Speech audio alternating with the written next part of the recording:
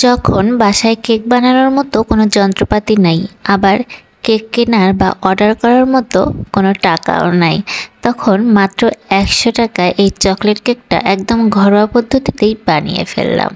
Hello everyone, আসসালামু আলাইকুম। কেমন আছেন সবাই? আলহামদুলিল্লাহ, আমরা অনেক ভালো আছি। তো এই তো গত 18 তারিখে আপনাদের ভাইয়ার বার্থডে ছিল। তো বার্থডে উপলক্ষে ভাবলাম একটা কেক তো লাগবেই। তো কেক যে অর্ডার করব সেই টাকাও নাই আমার কাছে, আবার কেকটা একটা সুন্দর করে কেক বানাবো, তো সাধারণত কেক বানানো হয় না, আমি অতটা এক্সপার্ট না কেক বানাতে।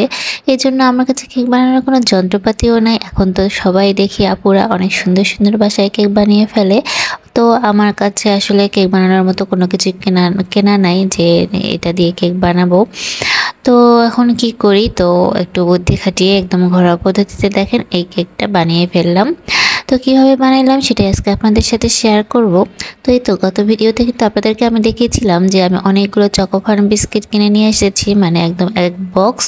তো ওগুলোই কাজে লাগাইলাম। তো এই চকো ফার্ম বিস্কুট দিয়ে এই চকলেট কেকটা আমি কিন্তু বানিয়ে ফেলেছি, এবং সাথে এই যে ডেইরি মিল্ক আর এই যে কিছু চকো বিন নিয়েছিলাম। তো এগুলো দিয়ে কেকটা আমার হয়ে গিয়েছিল। তো আমি প্রথমে যেটা করেছিলাম, এই যে কতকগুলো বিস্কুট এভাবে হচ্ছে প্যাকেট থেকে খুলে নিয়েছিলাম। তো এটা হচ্ছে পরিমাণের উপর, তো আমার ইচ্ছা ছিল যেহেতু চকলেট জাতীয় খাবার হচ্ছে খুব একটা ভালো না, আমারও বেশি খাওয়া হবে না, তো আমি কম পরিমাণে নিয়েছিলাম। আমি হচ্ছে 6টা প্যাকেট নিয়েছিলাম এখানে, মানে এটা হচ্ছে পরিমাণের উপর, আপনি যত বেশি পরিমাণ নেবেন কেকটা কিন্তু তত বড় হবে। তো আমি হচ্ছে এখানে 6টার মতো নিয়েছিলাম, তো একটা একটা করে খুলে নিয়েছিলাম। তো এই তো এখানে সবগুলো খুলে নিয়েছি। তারপরে হচ্ছে এখান থেকে ক্রিমগুলো বের করে নিয়েছি আলাদা করে, এই যে এভাবে ক্রিমগুলো বের করে কিন্তু নিয়েছিলাম। এর ভিতরে ক্রিম দিয়ে কিন্তু আমি হচ্ছে ক্রিমের কাজটা করব, আমি আলাদাভাবে কোনো ক্রিমও কিনতে যাব না। তো এই তো এই বিস্কুটগুলো কিন্তু পিস যদি বলি যে হচ্ছে 10 টাকা করে কিন্তু পিস পড়বে, একটা প্যাকেট 10 টাকা। তো এখানে আমি কিন্তু 6টা প্যাকেট নিয়েছি, মানে 60 টাকা। তো হচ্ছে এখানে সবগুলো এভাবে আমি ভেঙে নিয়েছি, গুঁড়ো করে নিয়েছি। গুঁড়ো করে নেওয়ার পর এখানে হচ্ছে আমি একটু একটু করে দুধ দিয়ে দেবো।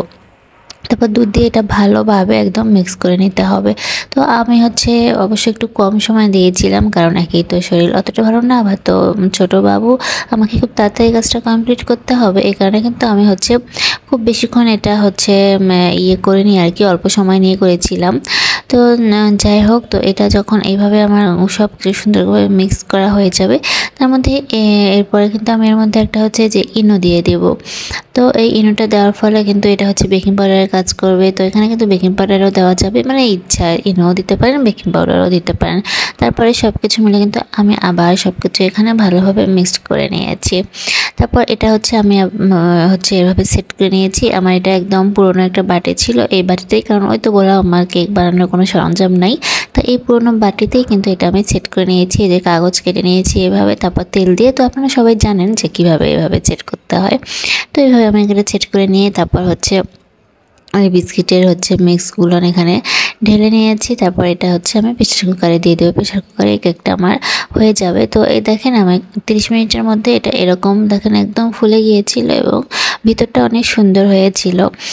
তো এটা হচ্ছে আমি যদি আরও একটু বেশিক্ষণ সময় ধরে নাড়াচাড়া করতাম, মানে মিক্সচার দিয়ে বা হচ্ছে দিয়ে বেশিক্ষণ ধরে, যত বেশি মানে এটা আমি হচ্ছে নাড়তাম তত কিন্তু এটা ফুলে যেত। তো আমি খুব সময় নিয়েছি নাড়ানোর, এই জন্য কিন্তু আমার এই যে ফোলা ভাবটা একটু কম হয়েছে। তো সব কিছু মিলে কিন্তু আমার কেকটা একদম হয়ে গেছে। এই তো দেখুন আমি হচ্ছে এই যে নামিয়ে নিলাম ঠান্ডা করার পর, এরকম হয়ে এসেছে, এবং কিন্তু অনেক সফট হয়েছিল। তারপরে ওই যে আমি যে বিস্কিটের ক্রিমটা বের করে রেখেছিলাম, ওইটা হচ্ছে দেখেন দুধ দিয়ে আমি এভাবে গলিয়ে নিয়েছি। তো ওইটাই এখন আমি এর উপরে দিয়ে দিব। তো এটা হচ্ছে দিয়ে তারপরে ওই যে চকোবিন আর হচ্ছে আমি যে ডেইরি মিল্ক কিনেছিলাম ওগুলো দিয়ে কিন্তু এই কেকটা আমি সাজিয়ে নিব। তো এই কেকটা হচ্ছে সাজানোর পরে এই যে এরকম হয়েছে, দেখতে কিন্তু অনেক সুন্দর লাগতেছিল। কিন্তু আমার যেটা হয়েছিল, এই যে সাইডে দেখা যাচ্ছে যে একটু বাঁকা বোকা হয়েছে।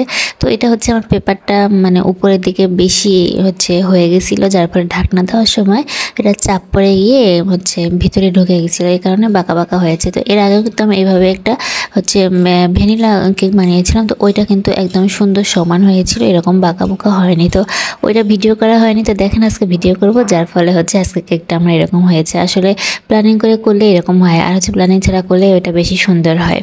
তো যাই হোক, তো আমার তো কেক হয়েছে, এর সাথে কিন্তু আমি বার্থডে উপলক্ষে আরও কিছু জিনিস বানিয়েছিলাম, যে নারকেলের নাড়ু বানিয়েছিলাম, তাল দিয়ে নারকেল দিয়ে 2 ধরনের পিঠা বানিয়েছিলাম। তো এগুলো অন্য কোনো ভিডিওতে আপনাদের সাথে শেয়ার করব।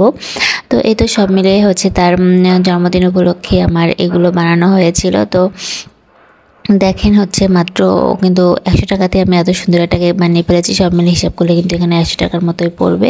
আমাকে কিন্তু অর্ডার দিতেও হয়নি, কারণ আমার টাকা থাক বা না থাকে, যে নিজ হাতে একটা বানাইলাম, এর মধ্যে কিন্তু অন্যরকম একটা ভালোবাসা আছে। তো সেটা যেমনই হোক, কিন্তু কেকটা কিন্তু সত্যি অসাধারণ হয়েছিল, খেতে অনেক ভালো লেগেছিল কিন্তু খেতে। তো সবাই কিন্তু আপনারা আপনাদের ভাইয়ার জন্য দোয়া করবেন। তার জন্মদিনে, যদিও জন্মদিন কিন্তু যতটা আনন্দের ঠিক ততটাই খারাপ লাগার, কারণ জন্মদিনে যেমন একটা শুভ দিন, মানে এই দিনে তার জন্ম, ঠিক তেমনই কিন্তু একটা কষ্টেরও দিন, কারণ একটা বছর জীবন থেকে চলে গেল। তো তার বয়সও কিন্তু বেড়ে গেল। গত ভিডিওতে কিন্তু আমি বলেছিলাম যে আপনাদের ভাইয়া কিন্তু বুড়ো হয়ে গেছে, চুল টুল সব পেকে গেছে। মাত্র 32 বছর বয়সে, মানে সে কিন্তু মাত্র 32-এ পা দিল, মানে 31 বছর বয়স শেষ হইল, 32 এখনো হয়নি, 32-এ মাত্র পা দিল। তো তাতে কিন্তু সে বুড়ো হয়ে গেছে। তো আমি চাই না যে সে বুড়ো হোক, আসলে চেহারা বুড়ো হইলে কোনো সমস্যা নাই, মনের দিক থেকে যেন সে সবসময়ই এরকম 30-32 বছর বয়সেই থাকে। তো সবাই দোয়া করবেন আমাদের জন্য, ভালো থাকবেন, ধন্যবাদ।